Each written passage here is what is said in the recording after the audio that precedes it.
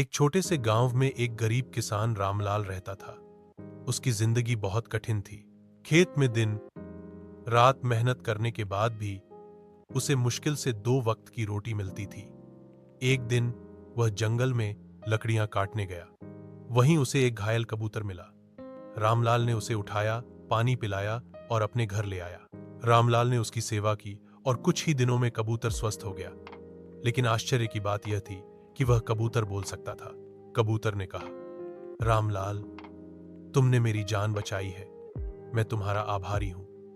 बदले में मैं तुम्हारी मदद करूंगा। रामलाल को पहले विश्वास नहीं हुआ, लेकिन धीरे धीरे कबूतर की बातें सच साबित होने लगी। कबूतर रोज उसे खेत में बीज बोने और पानी देने की सही विधि बताता।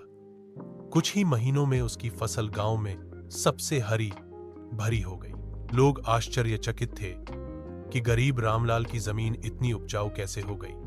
रामलाल ने किसी को भी कबूतर का राज नहीं बताया। एक दिन गांव का लालची बनिया यह रहस्य जान गया। उसने रामलाल से कबूतर छीनने की योजना बनाई।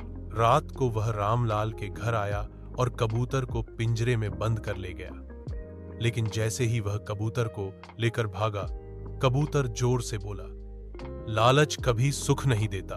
उसकी आवाज सुनकर गांव वाले जाग गए और बनिया रंगे हाथों पकड़ा गया। गांव के लोगों ने बनिए को दंड दिया और कबूतर फिर से रामलाल के पास आ गया। कबूतर ने कहा, रामलाल, अब तुम्हें डरने की जरूरत नहीं।